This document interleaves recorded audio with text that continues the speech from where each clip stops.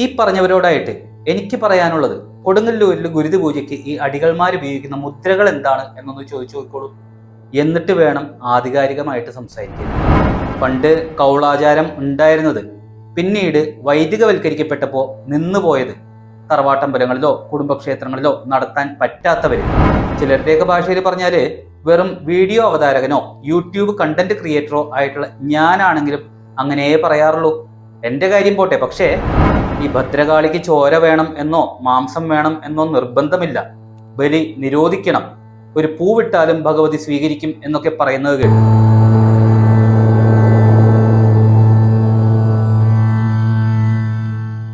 അമ്മേശ്വരണം ദേവീശ്വരണം. പണ്ട് കാലത്ത് കേരളത്തിൽ എല്ലാവരും ആരാധിച്ചിരുന്ന കാളി അഥവാ ഭദ്രകാളി പിന്നീട് ഏതോ ഒരു സമയത്ത് പല തറവാടുകളിലും പല സമുദായക്കാരുടെ ഇടയിലും പല രീതിയിൽ അവഗണിക്കപ്പെട്ടിരുന്നു. അത് മൂർത്തിയുടെ രൂപവും ഭാവവും മാറ്റിക്കൊണ്ടായിരുന്നിരിക്കാം, അല്ലെങ്കിൽ പൂജാ സമ്പ്രദായത്തിൽ വരുത്തിയ മാറ്റങ്ങളിലൂടെയായിരിക്കാം, അതുമല്ലെങ്കിൽ പൂർണ്ണമായും ഇല്ലായ്മ ചെയ്തുകൊണ്ടായിരുന്നിരിക്കാം.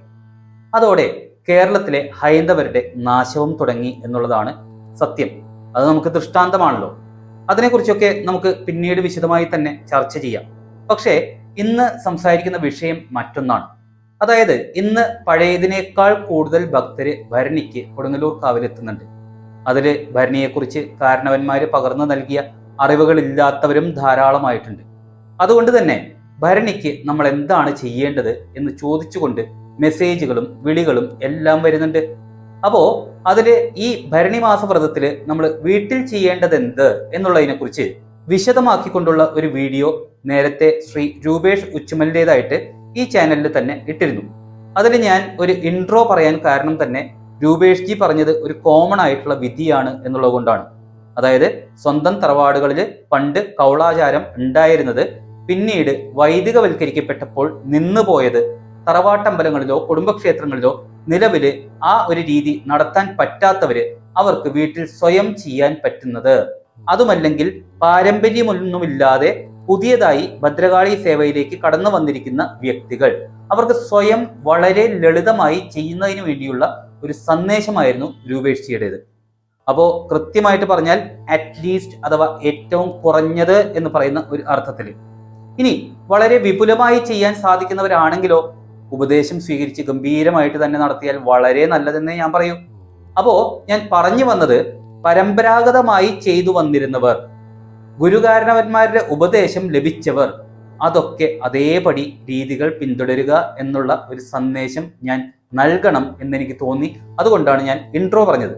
അത് രൂപേഷ് ജി ആണെങ്കിലും മറ്റ് ഏത് ആചാര്യന്മാരാണെങ്കിലും, ഇനി ഇതിൽ ശിശുവായിട്ടുള്ള ചിലരുടെയൊക്കെ ഭാഷയിൽ പറഞ്ഞാല് വെറും വീഡിയോ അവതാരകനോ യൂട്യൂബ് കണ്ടന്റ് ക്രിയേറ്ററോ ആയിട്ടുള്ള ഞാനാണെങ്കിലും അങ്ങനെയേ പറയാറുള്ളൂ.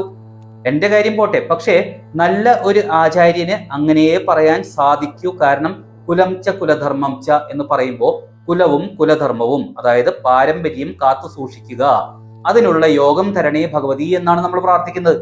അതായത് ഗുരുകാരണവന്മാർ പറഞ്ഞത് അതേപടി പാലിക്കുക. ഇത് പറയാൻ കാരണം ചിലരൊക്കെ ഭദ്രകാളിക്ക് ചോര വേണം എന്നോ മാംസം വേണം എന്നോ നിർബന്ധമില്ല, ബലി നിരോധിക്കണം, ഒരു പൂവിട്ടാലും ഭഗവതി സ്വീകരിക്കും എന്നൊക്കെ പറയുന്നത് കേട്ടു. അവരോട് എനിക്ക് പറയാനുള്ളത്, പ്രകൃതിയിലുള്ള ആ ശക്തി സ്വരൂപത്തെ ആരാധിക്കുന്നവരാണെങ്കിൽ പൂവ് കൊടുക്കുകയോ മാംസം കൊടുക്കുകയോ എന്തു വേണേലും ചെയ്തോളൂ. പക്ഷേ ഒരു കാവിലോ ക്ഷേത്രത്തിലോ ഇരിക്കുന്ന മൂർത്തിയെ നമ്മൾ ആരാധിക്കുമ്പോൾ അത് ദേവതാ സങ്കല്പമാണ് എന്നുള്ള ആദ്യം മനസ്സിലാക്കുക. അവിടെ കൊടുക്കേണ്ടത് കൊടുക്കുക തന്നെ വേണം. ഗുരുവായൂരപ്പന് കോഴിയെ കൊടുക്കാനും പറ്റില്ല, ഭദ്രകാളിക്ക് പാൽപ്പായസവും പറ്റില്ല. ഇനി ഈ പറഞ്ഞവരോടായിട്ട് എനിക്ക് പറയാനുള്ളത്, കൊടുങ്ങല്ലൂരില് ഗുരുതി പൂജയ്ക്ക് ഈ അടികൾമാര് ഇപ്പോഴും ഉപയോഗിക്കുന്ന മുദ്രകൾ എന്താണ് എന്ന് ഒന്ന് ചോദിച്ചു നോക്കിക്കോളൂ. ഈ നവോത്ഥാനമൊക്കെ വന്നപ്പോ അവരുടെ മുദ്രകളിലോ മന്ത്രങ്ങളിലോ ഒന്നും മാറ്റം വന്നിട്ടില്ല. എന്നിട്ട് വേണം ഈ ആധികാരികമായിട്ട് സംസാരിക്കാൻ. ഇനി ചിലര് മറ്റൊരു വാദം മുന്നോട്ട് വെക്കും, എന്റെ അപ്പനപ്പൂപ്പന്മാര് പറഞ്ഞിരിക്കുന്നത് മൃഗത്തെ ബലി നടത്തരുത് എന്നാണ്. ഞങ്ങളുടെ കുടുംബക്ഷേത്രത്തില് സാത്വികമായിട്ടാണ് പൂജ നടത്തുന്നത്, നമ്പൂതിരിമാര് വന്നിട്ടാണ് പൂജ കഴിക്കാറ്, അതുകൊണ്ട് എനിക്കൊന്നും അത് ശരിയാവില്ല എന്നൊക്കെ പറയും. ഈ വാദം ഉന്നയിക്കുന്നവരോടൊക്കെ എനിക്ക് പറയാനുള്ളത്, പാരമ്പര്യം എന്നുള്ളത് അപ്പനപ്പൂപ്പന്മാരിൽ അവസാനിക്കുന്നില്ല. അതുക്കും മേലെ ഏതോ ഒരു ഉസ്താദ് പറഞ്ഞ പോലെ നമ്മൾ അന്വേഷിച്ചു പോവേണ്ടത് അച്ഛൻ്റെ അച്ഛൻ്റെ അച്ഛൻ്റെ അച്ഛൻ്റെ അച്ഛൻ്റെ അച്ഛനെ, കുലം എന്ന് പറയുന്നത് അവരെന്ത് ചെയ്തിരുന്നു എന്നുള്ളതാണ് നമ്മൾ അത് അന്വേഷിക്കേണ്ടത്. എന്നിട്ട് നമ്മുടെ അച്ഛനോ അപ്പൂപ്പനോ സംഭവിച്ചു പോയ തെറ്റുകൾ തിരുത്തുക എന്നുള്ളതാണ് നമ്മൾ ചെയ്യേണ്ടത്. ഇനി നമ്മൾ കഴിക്കുന്നത് എന്താണോ അതാണ് മൂർത്തിക്കും കൊടുക്കേണ്ടത് എന്ന് വാദിക്കുന്നവരോടുകൂടി ഒരു ഉത്തരം. നേരത്തെ ഞാൻ പറഞ്ഞ ദേവതാ സങ്കല്പം ഓർമ്മിപ്പിച്ചുകൊണ്ട് തന്നെ ഈ ഉത്തരം പറയുകയാണ്. ഒരു ഉദാഹരണം കൂടി പറഞ്ഞിട്ട് അവസാനിപ്പിക്കാം. നമ്മുടെ വീട്ടിൽ ഒരു ഗസ്റ്റ് വരുന്നു എന്ന് വിചാരിക്കുക.